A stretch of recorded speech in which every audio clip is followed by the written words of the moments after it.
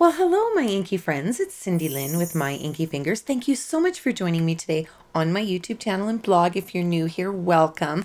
I've got a fun flip fold card.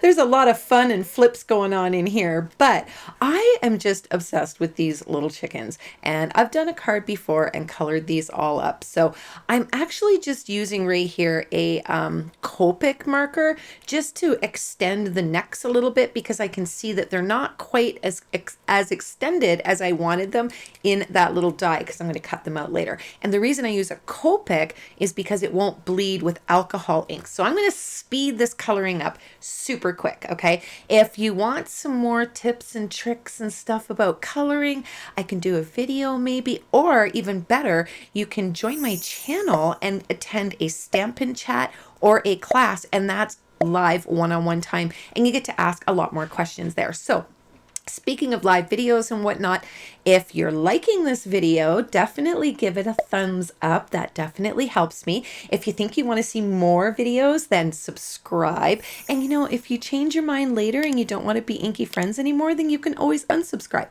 Anyhow, so back to my coloring. As you can see, I just did a rainbow effect there on all of the hair. I thought that was kind of fun. And I'm going to follow suit with the rainbow effect here on the chicken. And I did a live stream, I'll link it below, and I did real-time coloring on the chickens, and I chatted a little bit more if you want to check that out for the coloring. But the balloon, I'm just kind of staying in tune with the colors and just blending that up a little bit. And now the chicken, I don't want to go too crazy on the colors. I just want, some of the feathers and a couple things to stand out there. So I'm just going to go in with different colors. And the body, I'm just going to shade a little bit. He's going to go on the inside, so you're not going to see him on the front of the card, but I still wanted him to be cute. I just didn't want the body to stand out. And in all honesty, I never really thought of not coloring the whole image before, so they end up turning out pretty good. So I can't be mad at that. So here I'm going to use my round die. I will put all the measurements on my blog, and I'm going to cut all of those out. Now here, this is just a thick cardstock, 8.5 by 11, cut in half, and I'm scoring the front of the card in half. So the front of the card is 4.25, so half would be 2 1/8. I'm getting better at these measurements. So as you can see, I really slowed it down here for you guys. Now this, I'm not going to say it's technical or tricky, but you may want to try a couple times on some copy paper, because what I was going for here, I didn't want a full impression of the wire, the chicken wire. I just wanted a little bit on there. So I'm lining it up, and you can see at the picture which part you want to put it on. This part here, okay? So I'm just lining that up, and I'm just kind of pressing my fingers in the spots where it's going to push down and not in other spots, because then it's going to lighten up and I may not get some ink there. So I'm going to do that on the front fold here of the card, and then I'm going to do it on the inside of the card as well, as you can see there. And the reason I do this now is it helps me visualize as I'm making the card what goes where. So all of these measurements I will put on my blog for you. I don't want to bore you with all of those right now. I will put them on my blog, and then it's easy reference. So you're just going to measure it up, make some little pencil marks, and then getting super technical here, I'm just eyeballing these, okay? So I just kind of eyeballed my center, I've measured it, and I'll put all the measurements there for you and where I put all my little ticks. But the center line, it's hard to make those little circles, so I just made my little ticks where I wanted them. Again, the measurements will be on the blog.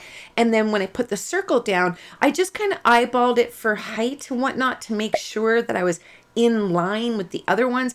Do the center first, because that will help you when you want to do the top and then when you want to do the bottom. So close your card so you can visualize and make sure that you've got your circle going the right way. Now here, this is important.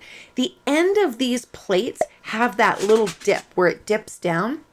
Line your fold up with that dip down. If you don't, it won't, how do I say it? It stops cutting where that starts dipping down, okay? If you know what I mean. Have a look at your plate and you'll see what I mean. So it's got to go right along that ridge before the plate dips down, okay? Or it won't cut properly. So I'm just going to put my tape on my card and tape it to my actual plate as well, and then it's not shifting on me every time. Okay, I shifted a little bit there. I should have used more tape, but if you use a nice piece of purple tape, it won't shift. You've got it down and you only have to do it once. And then I'm eyeballing that top circle, just lining it up, and I've got the purple tape ready to depress, and I left this in real time for you guys so it'd be easy for you to follow along. So again, make sure that your score, words are hard, your score that is the center of your circles does not go over where that ridge begins, or it will not die cut properly.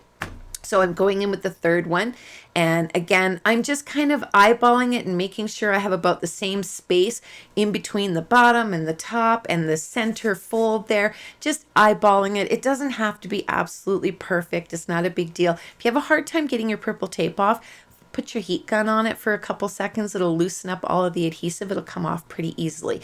So here, I'm just going to stamp up some stuff for the inside. I've got all my pieces. As you can see, I used the rainbow glimmer paper and cut a whole bunch of circles out. I'll put which dies I used on my blog and did the sentiment, cut that out. Now it's time to start assembling this fun card. So I'm going to put some adhesive, or some liquid glue, pardon me, on the back of all of my color circles, and I'm going to place those on the front of the card. They're going to go on the back of the card too. Place them in whatever order you want, and they don't have to be rainbow glimmer. They can be DSP, they can be solid, they can be whatever you want. It's your card. So I'm lining those up, and then I flip the card just to make sure I have my circle lined up right so that the card still flips in and out. Okay, so if your circle's off, then your card isn't going to close properly, and when you get to that stage, you're going to know what I mean.